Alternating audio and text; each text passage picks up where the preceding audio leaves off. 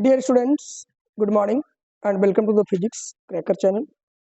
मैं सोनू कुमार आप लोगों के खूबसूरत से बोर्ड की तैयारी के लिए खूबसूरत से अंदाज में वीडियो बनाता हुआ।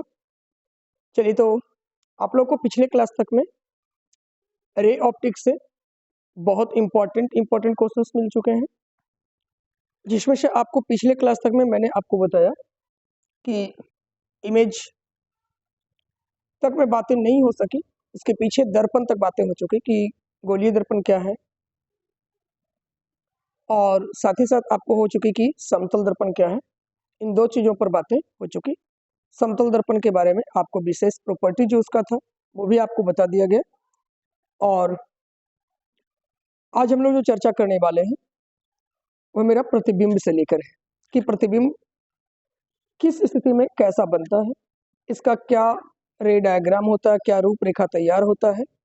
इन सारी बिंदुओं पर आज हम लोग क्या करेंगे, चर्चा करने वाले हैं। ठीक है, तो आइए हम लोग चर्चा करते हैं। सबसे पहला नंबर टॉपिक मेरा यही आता है कि एक्चुअल में प्रतिबिंब होता क्या है। पहले तो हम ये जाने प्रतिबिंब होता क्या है, क्योंकि आपसे बोर्ड एग्जाम में ये क्वेश्चन पूछा जा सकता है सीधे सीधे कि इमेज क्या है। देखो, कोई भी ऑब्जेक्ट है उसका प्रतिरूप मतलब उसी के जैसा कोई एक नया चीज दिखाई देना, किसके द्वारा? तो प्रकाश के घटनाओं के कारण, तो उसे हम लोग क्या बोल देते हैं, इमेज बोल देते हैं। जस्ट लाइक आप दर्पण रखते हो और दर्पण पे आप देखते हो अपने ही जैसा प्रतिरूप दर्पण में भी आपको क्या होता है, दिखाई देता है। ठीक है, तो उसे आप क्या कहोगे, प्रतिबिंब कहोगे।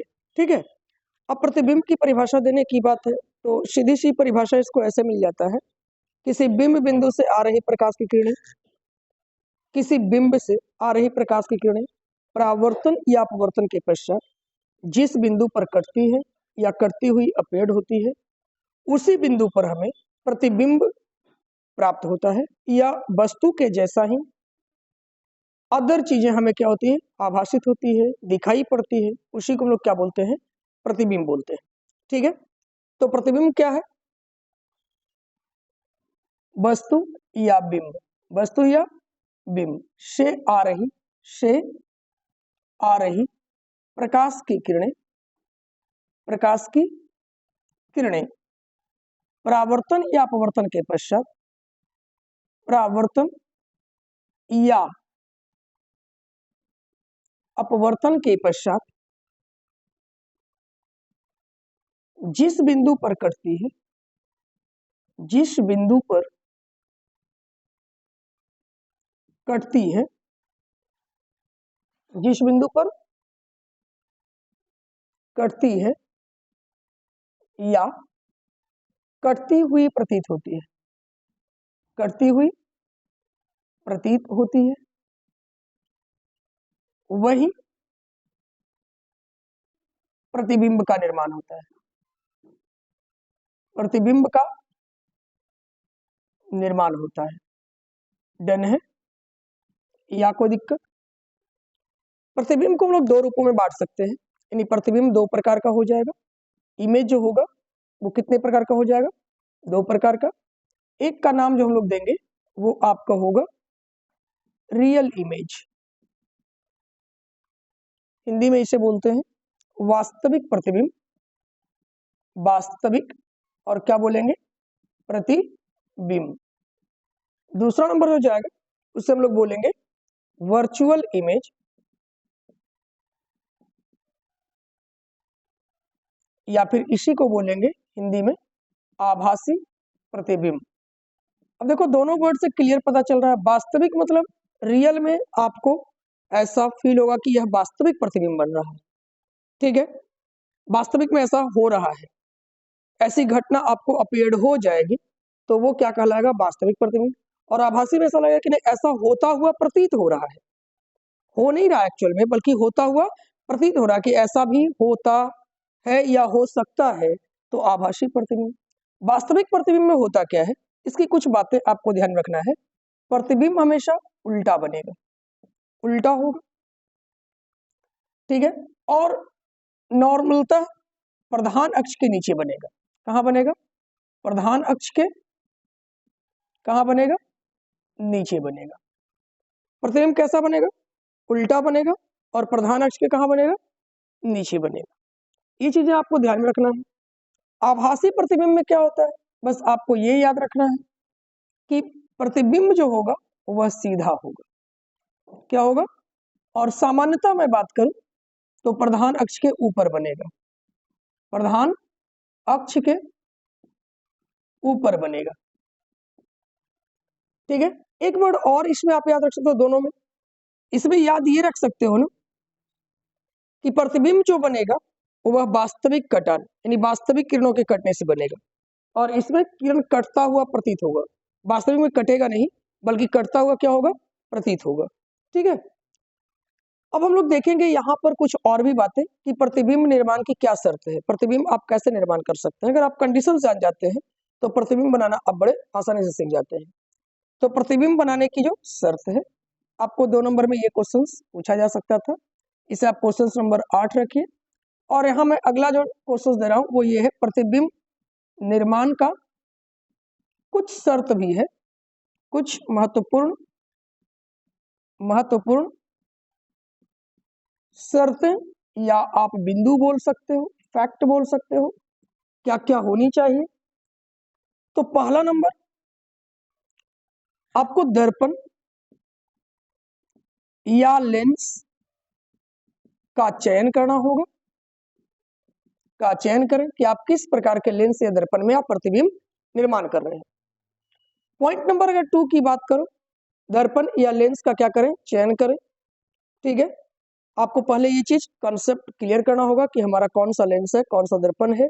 अगर आप ये कॉन्सेंट्रेशन कर लेते हो तो बड़े आसानी से आप सभी चीजों को समझ पाओगे। ठीक है, पहला नंबर। दूसरा नंबर, प्रधान अक्ष एवं प्रधान अक्ष खींचें तथा दर्पण के महत्वपूर्ण भागों को प्रधान अक्ष पर प्रदर्शित करें, प्रधान अक्ष पर दिखाएं या प्रदर्शित करें। बहुत सिंपल से टर्म में देखोगे, दिखाएं। पॉइंट नंबर 3, वस्तु को प्रधान अक्ष पर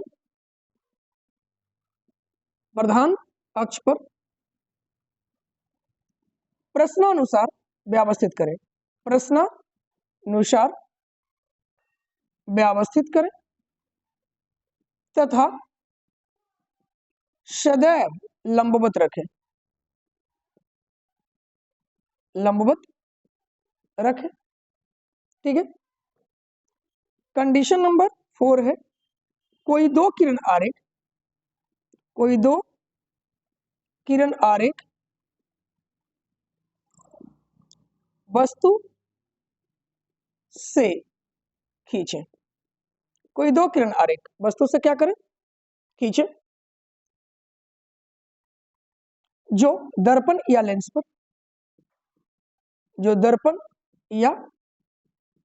लेंस पर आपतित होना चाहिए, आपतित होना चाहिए। ठीक है, और पॉइंट नंबर 5, परावर्तन या अपवर्तन के पश्चात, परावर्तन या अपवर्तन के पश्चात जिस बिंदु पर किरणें कटती है, जिस बिंदु पर किरणें कटती है उसी बिंदु से प्रधान अक्ष तक क्या डालें, लंब खींचे। डन है, क्या खींचे, लंब खींचे। यही प्रतिबिंब होगा, यही क्या होगा, प्रतिबिंब होगा। डन है ना, यही क्या होगा, प्रतिबिंब होगा। क्लियर है, तो इतनी बातें आपके दिमाग में आ चुका होगा। ये 5 इंपॉर्टेंट पॉइंट्स जो इमेज बनाने के लिए सफिशिएंट है। अब बहुत सारे बच्चों को दिमाग में ये भी आ रहा होगा कि सर आप ये सारे पॉइंट तो लिख दिए, क्या मैं बना पाऊंगा इमेज? आइए मैं एक दो इमेज आपको खींच कर दिखाता हूं कि आप कैसे इमेज बना लेंगे। ये 5 पॉइंट्स आपको अगर याद है, आप इसे अपने कॉन्सेप्ट में बना चुके हैं, तो आप आराम से क्या कर सकते हैं, इमेज ड्रॉ कर सकते हैं। मैं चाहता तो क्वेश्चंस लेकर के 5-7 क्वेश्चंस करवा सकता था, बट मैंने सोचा कि नहीं, क्यों ना इसका कॉन्सेप्ट ही डाल दिया जाए आपके दिमाग में, ताकि आपको कोई भी इमेज कहीं से भी आपको बनाने के लिए कहा जाए तो आप क्या कर सके, बना सके।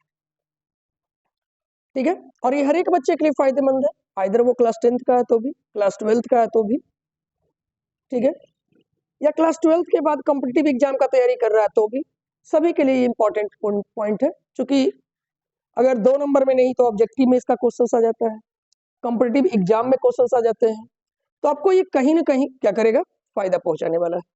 ठीक है, तो फायदा हम कब लेंगे, जो हम इसके बारे में पूरे अच्छी तरह से क्या करेंगे, सीखेंगे। और अगर हम पूरी अच्छी तरह से नहीं सीख पाए तो फिर इसका फायदा नहीं मिलेगा। आइए हम लोग देखते हैं इसका पहला नंबर, मैं यहां पर रख रहा हूं पहला नंबर, कि यदि वस्तु को अनंत पर रखा जाए, यदि वस्तु को अनंत पर रखा जाए, रखा जाए, पहला नंबर कॉन्सेप्ट। दर्पण कोई भी हो, चलो मैं ए नंबर में ले लेता हूं कि ये दर्पण जो है वो कौन दर्पण है, अवतल दर्पण है। सपोज मान लो, मैं हर एक कंडीशंस पर आपको बात करूंगा। तो अवतल दर्पण है, अवतल दर्पण होता कैसा, ऐसा होता है। आपको पहला नंबर पॉइंट्स कर रहा था कि दर्पण या लेंस का चयन करें, मैंने अवतल दर्पण लिया, उत्तल दर्पण भी मैं लूंगा, लेंस में भी लेकर दिखाऊंगा, टेंशन लेना नहीं है। उसके बाद क्या कर रहा था, प्रधान अक्ष खींचिए, मैंने खींच लिया। प्रधान अक्ष खींचने के बाद क्या कहता है कि जो दर्पण का इंपॉर्टेंट पॉइंट था उसको प्रधान अक्ष पे दिखाइए। This is the P, this is the F and this is the C. आपको कह रहा है क्या चीज, कि वस्तु को रखना कहाँ है, तो अनंत पर। प्रश्नानुसार ये कह रहा है कि वस्तु को अनंत पर रखना है। अनंत कहाँ रखेंगे, प्रधान अक्ष के बाहर कोई भी पॉइंट, प्रधान अक्ष के बाहर कोई भी पॉइंट आपको क्या कहलाएगा, तो वो अनंत कहलाएगा। चलो मैंने कह दिया कि ये कोई मेरा ऑब्जेक्ट है, नाम मैंने दे दिया ए और नाम मैंने दे दिया बी।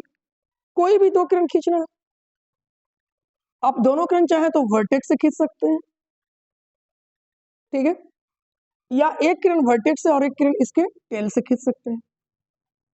2 किरणें मैंने खींच दिया। अब बोलो आपको क्या करना है, तो परावर्तन का नियम, परावर्तन का नियम क्या कहता है,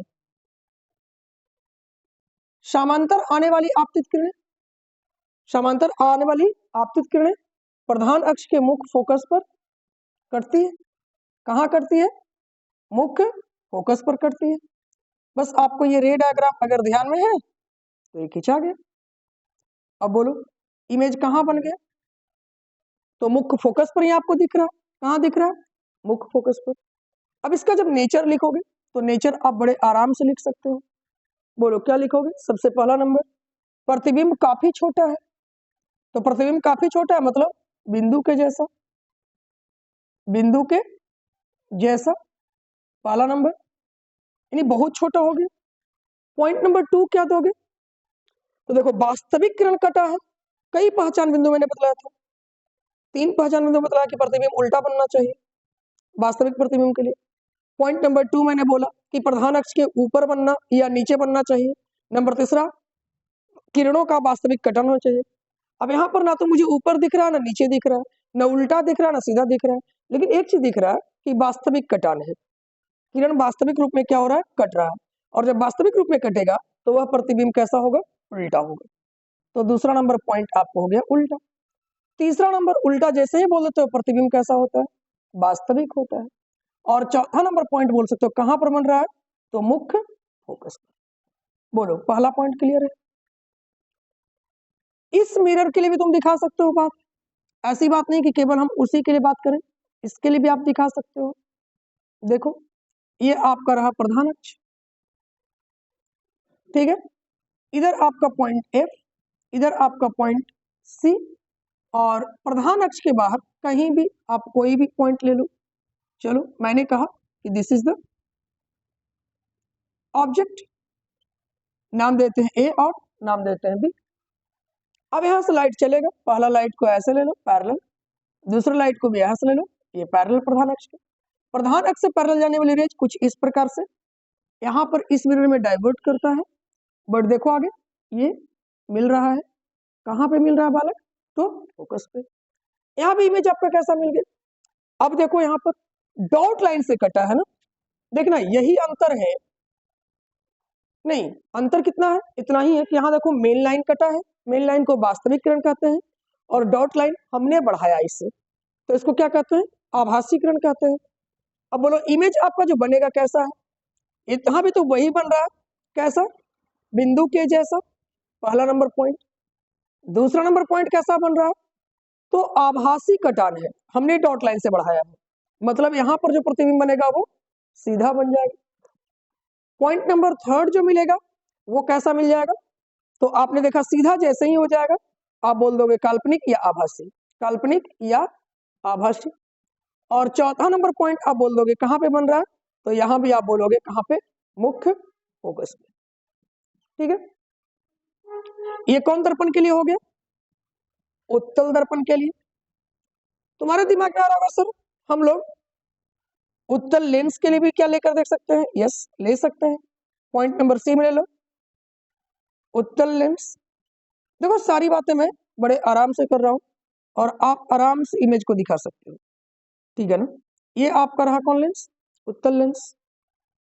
उत्तल लेंस अवतल लेंस जानते तो, चलो नहीं भी जानते तो कोई दिक्कत नहीं है, यहाँ जान लो जिसका दोनों तल बाहर की ओर उभरा हुआ, उत्तल लेंस कहलाता है, ज्यादा कुछ दिमाग में रखना नहीं है।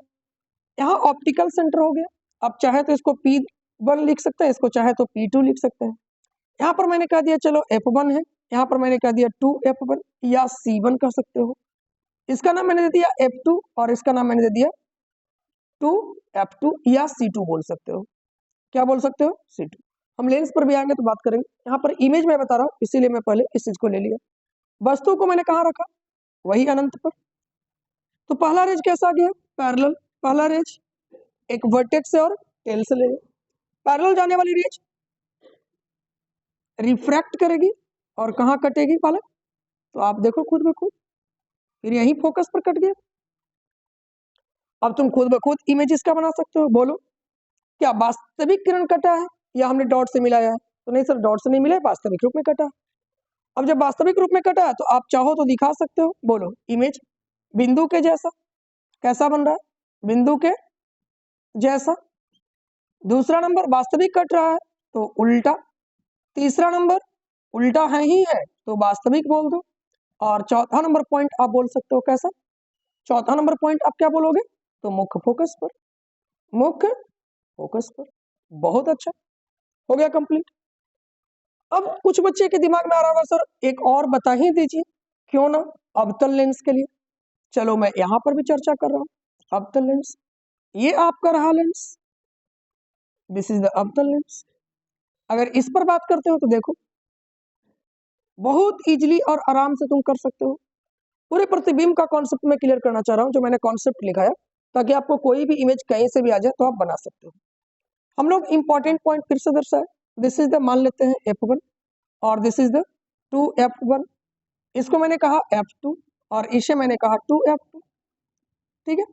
बड़े आराम से बनाओगे। यहाँ पर मैंने अनंत पर कोई ऑब्जेक्ट को रखा, पहला रेज चला पैरेलल, यहाँ से रेज चला, बड़े आराम से और इजी वे में बात करोगे। जब रेज पैरेलल जाती है तो इसमें कुछ इस प्रकार से डाइवर्ट करता है, जैसे यहाँ पर का नेचर, ये कुछ इस प्रकार से डाइवर्ट करती है, और डाइवर्ट होने के बाद जब आप मिलाओगे इसे डॉट लाइन से तो यहाँ मिल जाएगा, डॉट लाइन से मिलाओ यहाँ मिल जाएगा, डन है, गुड, बहुत अच्छी बात। ये ऑप्टिकल सेंटर हो गया ओ। अब तुम खुद बताओ कैसा इमेज बन रहा है, तो नंबर फर्स्ट तो आपको मिल गया कि बिंदु जैसा ही बनेगा, इसमें तो नो डाउट बिंदु जैसा। नंबर दूसरा पॉइंट तुम क्या देख रहे हो कि डॉट लाइन को हमने बढ़ाया है, मतलब आभासी है, तो आप आभासी में क्या बोलोगे, सीधा। तीसरा नंबर तो आभासी लाइन से कटा है इसलिए इमेज आभासी हो गया, और नंबर चौथा फिर कहाँ बना, मुख्य फोकस पर, ठीक है, कहाँ पर, मुख्य फोकस पर। सबसे बड़ा बच्चा को दिक्कत यहीं पे होता है कि वस्तु को जब अनंत पर रखा जाता है तो ये दोनों में तो आसान इमेज मिल जाता है। बच्चों को प्रॉब्लम यहाँ इन दोनों मिरर में होता है, और इन दोनों मिरर में बहुत ज्यादा परेशानियां होती है। इसलिए मैंने सोचा कि नहीं, इस मिरर में भी और इस लेंस में भी आपको दिखाया जाए, ताकि आपका कॉन्सेप्ट आपको क्या हो जाए, कवर अप हो जाए। चलिए एक और मैं दिखा दे रहा हूं। यदि वस्तु को अनंत पर न रख करके हम लोग कहाँ रख देते हैं, तो चलो अनंत और कहाँ बालक, अनंत और कहाँ, वक्रता केंद्र पर रख के देख लेते हैं। अनंत और वक्रता केंद्र के बीचों बीच में रख लेते हैं। ठीक है, आप आराम से बना सकते हैं। कॉन्सेप्ट को केवल ध्यान में रखिएगा, बस अगर कॉन्सेप्ट आपके पास रहता है तो आप पूरे पूरे इमेज को नचा सकते हैं, बहुत आराम से नचा सकते हैं। कहीं कोई परेशानी ही नहीं आपको होगी इमेज को घुमाने में, नचाने में, इसको तोड़ने और मड़ोड़ने में। ठीक है ना। अब देखो यहाँ पर आपको कहता है कि वस्तु को अनंत और कहाँ बालक, वक्रता केंद्र, वक्रता केंद्र के बीच रखा जाए, केंद्र के बीच रखा जाए। अब जरा सोच के देखो, बड़ा कितना आसान है।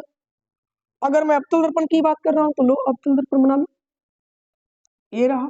आपको कहीं भी दे दे बनाने के लिए, आप आराम से बना सकते हो। मैं फिर से वही बात कहूंगा कि सारे पॉइंट्स को लोकेट करो। This is the P, this is the M and this is the C। अब इन दोनों के बीच में तो यहां पर हो जाएगा अनंत, प्रधान अक्ष के बाहर कोई भी बिंदु अनंत, फिर बोला नहीं उसके बीच में, यानी उसके बीच में हम लेंगे वक्रता केंद्र के बाहर, सीधी सी बात। अब इसी को ऐसे भी लिख सकता है, वक्रता केंद्र के बाहर जब वस्तु को रखा जाता है तो कंडीशंस यहाँ पर हमने ऑब्जेक्ट रखा, पहली रेज पैरेलल। अब देखो इसका टेल पर तो है, कहाँ है, टेल पे नहीं है। टेल से रेज आप चाहो तो प्रधान अक्ष से गुजार सकते हो, चाहो तो। अब ये रेज गई और एक कट जाएगी इस पर, इस पॉइंट पर। अगर इन दोनों को लेकर के देखा जाए तो इसी पर इमेज बनेगा, यानी किसके बीच बनेगा, सी और एफ के बीच बनेगा। लेकिन समस्या कि क्या श्रम सी और एफ के बीच हम कैसे बोल देंगे आपकी इमेज सीधा है, टेढ़ा है, लंगड़ा है, क्या है, नहीं है। बहुत सारे बिंदु आपके दिमाग में आएगी। ठीक है, तो मैंने पहले एक रेज गुजारा यहां से, और दूसरी रेज को मैंने कहा कि चलो भाई आप सी से गुजार लो। कहां से गुजार लो, आप सी से गुजार लो और मिरर पर ले जाओ। अब तुम खुद बोलो, जो मिरर पर जाती है रेज वो कितने डिग्री पर गिरती है, 90 डिग्री पर। तो लौट जाएगी भी कितने डिग्री पर, 90 डिग्री पर। बोलो कहां पर कटा, इस बिंदु पर। यहीं पर आपका क्या बन जाएगा, इमेज बन जाएगा। अब इमेज देख करके आप क्या बता सकते हो, ये कोई नाम ए था, ये बी था, इसका माथा नीचे आ गया ए डैश, इसका पैर ऊपर चला गया बी डैश। अब तुम यहां से इमेज आराम से बता सकते हो कि कैसा बन रहा है। बोलो इमेज कैसा बन रहा है। तो सबसे पहला नंबर नेचर देख करके आप बताना चाहोगे, सर इमेज तो कहाँ बना है, तो सी और एफ के बीच बना है। कैसा बना है, तो छोटा बना है। सबसे पहले नंबर कैसा बना है, छोटा बना है। ऊपर नीचे नेचर हो सकता है, इसमें घबराने की बात नहीं है कि हम पहले उसी को काहे लिख रहे हैं, किसी को भी लिख सकते हैं, ऐसा कोई दबाव नहीं है। दूसरा नंबर कहाँ बन रहा है, सी और एफ के बीच बन रहा है, सी और एफ के बीच बन रहा है। पॉइंट नंबर थर्ड पे आ जाओ, सी और एफ के बीच जब बना है,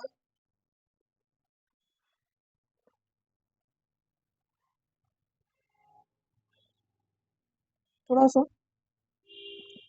सी और एफ के बीच बना है, कहाँ बना है, सी और एफ के बीच बना है। तो अब जरा बात करोगे, सी और एफ के बीच जब बन गया, इसके बाद और क्या कुछ बन रहा है, यस सर, क्या हो रहा है, तो वास्तविक कटान है, यानी वास्तविक प्रतिबिंब बनेगा। और वास्तविक है तो ये दिमाग में अपने आप आ गया होगा कि इमेज उल्टा है, या फिर आप उल्टा देख रहे हो तो वास्तविक लिख दो। तो ये नेचर आप आराम से दे सकते हो। यानी आपको जो कॉन्सेप्ट दिया गया, अगर मान लो कि ये मिरर रहता और इसमें बात किया जाता, इन केस दिमाग में बात आता है कि सर इसमें क्या होता, तो देखो हमारे पास वस्तु को कहाँ रखा गया, अनंत और वक्रता केंद्र के बीच। अनंत इधर, वक्रता केंद्र इधर। बड़ा समस्या है सर, इसको हम कैसे लोकेट करेंगे, अनंत तो इधर भी है सर। तो इसके लिए हम लोग अनंत और वक्रता केंद्र ना बोल करके सीधे बोल देते हैं कि दर्पण के साइड में ध्रुव के कोई भी ओर, क्योंकि परावर्तक सतह इधर है, आप इधर नहीं ले सकते हो, क्योंकि इधर लोगे तो इधर तो पॉलिश पार्ट है, इमेज बनेगा नहीं, तो आपको यहाँ पर लेना होगा। ठीक है, अब देखो यहाँ पर अगर आप ले रहे हो, ये P पॉइंट रहा, रे चला, आपको इस प्रकार से डाइवर्ज करेगा पैरेलल रेज, ये आपको कटेगी कहाँ पे बालक, तो मुख्य फोकस पे। दूसरी रेज को आप चाहो तो C से क्रॉस करवा सकते हो। अब बोलो C पर गिरेगा जब भी तो 90 डिग्री पर, तो इस पर गया और इसी पर लौट गया, इमेज यहाँ पर आभासी रूप से कटा, यहाँ पर इमेज बन जाएगा, कहाँ पर बन जाएगा, यहाँ पे बन जाएगा। अब इसका नेचर देख करके तुम बता सकते हो, बोलो बड़े आसानी से, इसका नेचर तो देख कर बता सकते हो, बोलो कैसा प्रतिबिंब है, तो सर जी छोटा है, बहुत अच्छी बात। दूसरा नंबर कैसा है, तो बोलो तो P और F के बीच, P और किसके बीच है, F के बीच। बड़ी बारीकी से ध्यान दोगे, पॉइंट नंबर थर्ड में देखोगे, पॉइंट नंबर थर्ड आपके पास क्या है, आभासी रूप से कट रहा है, मतलब इमेज तो ऐसे भी दिख रहा है सीधा, और चौथा नंबर कैसा होगा, आभासी रूप। हाँ, एक चीज याद रखना, इस मिरर में यानी उत्तल दर्पण में एक चीज याद रखना, उत्तल दर्पण मतलब कॉन्वेक्स मिरर कह सकते हो, इसमें हमेशा याद रखना, हमेशा और हमेशा आपको ये याद रखना होगा ना कि इसमें इमेज जब भी बनेगा तो या तो अनंत पर है तो F पर बनेगा, और नहीं तो P और F के बीच ही बनेगा। P और किसके बीच बनेगा, F के बीच बनेगा, अगला कोई कॉन्सेप्ट बनता ही नहीं। ठीक है, इसमें इमेज कहाँ बनेगा, या तो F पर बनेगा, नहीं तो P और F के बीच बनेगा। अगर वस्तु को अनंत पर रख देते हो तब आपको इमेज जो बनता है वो कहाँ पर बनता है, तो F पर, और बाकी कहीं भी रख दो, किसी भी पोजीशन पे लोकेट कर दो, इमेज हमेशा P और F के बीच ही बनेगा। कहाँ बनेगा, P और F के बीच बनेगा। डन है, तो हम उम्मीद करते हैं कि ये भी पॉइंट्स आपके दिमाग में बारीकी से क्या कर गया होगा, सेट कर गया होगा। तो इमेज का तो पूरा काम क्लियर हो चुका, हिसाब किताब क्लियर हो चुका है। ठीक है, चलो एक और मैं दे रहा हूँ कि इनकेस अगर लेंस की बात किया जाए, दिस इज द लेंस, थोड़ी देर के लिए सोच कर देखो कि अगर लेंस है मेरा, इस पे अगर बात किया जाए तो सर इस पे भी बात आप कर सकते हैं। कौन सा लेंस है, अवतल लेंस है, देख लो, कुछ खास नहीं। अब उम्मीद हम करते हैं कि यहाँ से आपको कोई क्वेश्चन छूटेगा नहीं इमेज से रिलेटेड। यहाँ आपका F1, यहाँ आपका 2F1, ठीक है, अनंत कहाँ होगा बालक, तो अनंत इसके बाद का, और इसके बीच का पोर्शन मैंने पहला रेज लिया, पैरेलल चला, कहाँ कटेगा, तो आप स्वाभाविक सी बात बोलोगे सर जी F2 पर। दूसरी रेज आप इसके प्रकाशीय केंद्र से ले जाओ, एक कट गया, यहाँ पर आपका क्या था बालक, 2F2, और इन दोनों के बीच में कटा, यहाँ पर कैसा कट रहा है, वास्तविक रूप से कट रहा है। क्या आपने बढ़ाया है डॉट से, नहीं सर डॉट से नहीं मिला है, मेन लाइन मिल रहा है, तो मेन लाइन जब मिल रहा है तो आप आराम से बता सकते हैं ऑप्टिकल सेंटर हो गया। बस आपके पास रे डायग्राम का कॉन्सेप्ट होना चाहिए, और क्या होना चाहिए, जो मैंने इमेज बनाने की 5 कंडीशंस मैंने बताई, वो आप अगर आप जानते हैं तो आप आराम से लिख सकते हैं। अब इसका कोई नेचर बोल दे तो आप खुद ब खुद बोलोगे कैसा इमेज बन रहा है, उल्टा। पॉइंट नंबर 2 कैसा बन रहा है, देख लो, ये इतना बड़ा है, इतना छोटा है, तो इमेज कैसा बन रहा है, छोटा। पॉइंट नंबर 3 उल्टा जब भी होगा तो बोल देना कौन सा, वास्तविक। नंबर 4 पोजीशन बोलेगा तो कहाँ बन रहा है, F2 एंड 2F2 के बीच। अब ये तुम्हारे मानने के ऊपर डिपेंड करता है कि तुम किधर माना है F1 और F2। ठीक है, वो भी मैं कॉन्सेप्ट लाऊंगा जब लेंस में बताऊंगा कि किधर F1 होगा, किधर F2 माना जाएगा। तो 2 और F2 के बीच बड़े आराम से बोल सकते हो, या F और 2F के बीच, F और C के बीच, ये भी बोल सकते हो, F और C के बीच, मुख्य फोकस और इसके बीच। तो ये सिंपल हो गया। अगर मान लो तुम्हारे दिमाग में ये बातें चल रही है कि सर इसमें आपने नहीं बताया, चलो इसमें भी ले लो यार, देख लो, एक को मैं क्यों छोड़ू। ठीक है, देखो यहाँ वस्तु, यहाँ पर आपका F1 हो गया, मैंने कह दिया कि 2F1 है, इन दोनों के बीच में रखे। चलो जैसा मैं दिखा रहा हूँ कि हमको अनंत और इसके बीच लेना है, चलो रेज चला पहला पैरेलल, आपको मैंने बोला कि इसमें डाइवर्ज कर जाएगा इस प्रकार से, जैसे यहाँ डाइवर्ज करता है। ठीक है, अब इसको डॉट लाइन से बढ़ाओगे, डन। दूसरी रेज को आप चाहो तो ऑप्टिकल सेंटर से गुजार, यस। अभी इस पर जाएगा तो ऑप्टिकल सेंटर का रिफ्लेक्शन भी इसी पॉइंट पर हो जाएगा, इमेज कहाँ बन गया है, ये O है। अब तुम खुद ब खुद बोलो, दोनों का देखो नेचर सेम आ रहा है नहीं आ रहा। सबसे पहला नंबर आपको क्या मिल गया कि छोटा प्रतिबिंब है, यस सर। दूसरा नंबर क्या देखोगे, तो किसके बीच बन रहा है, ऑप्टिकल सेंटर और F1 के बीच, O और F के बीच, या F1 के बीच बोल सकते हो। पॉइंट नंबर 3 में आप क्या बोलोगे बालक, तो देखो तो कैसा है, सीधा इमेज है, यस सीधा है। पॉइंट नंबर 4 क्या बोलोगे बालक, तो कैसा है, सीधा तो है, और कैसा होगा, तो आभासी होगा। जब सीधा हो गया तो कैसा इमेज हो गया? आभासी इमेज हो गया। तो उम्मीद करते हैं कि आपको लेंस और मिरर दोनों में इमेज का कॉन्सेप्ट क्लियर हो चुका होगा, और यहां से आप बारीकी से जो बोर्ड में पूछे जाने वाले क्वेश्चंस होंगे इमेज से रिलेटेड, वो आप बारीकी से क्या कर लेंगे, बना लेंगे। आइदर वो ऑब्जेक्टिव क्वेश्चंस हो या सब्जेक्टिव क्वेश्चंस हो, आप बड़े बारीकी से क्या करेंगे, इसको सॉल्व कर लेंगे। हम उम्मीद करें इतनी सारी बातें। तो अगले क्लास में जो मेरा टॉपिक होगा, वह टॉपिक मेरा रिलेटेड होगा क्या चीज पर छोटू? तो प्रतिबिंब के साथ साथ F बराबर R/2 पर हम बात करेंगे, और फिर हो सकता है तो मिरर फार्मूला से रिलेटेड क्वेश्चंस भी बोर्ड में पूछे जाते हैं उस पर, और कुछ न्यूमेरिकल्स भी देखेंगे। तब तक के लिए लेते हैं आप लोगों से छोटा सा ब्रेक। Best of luck.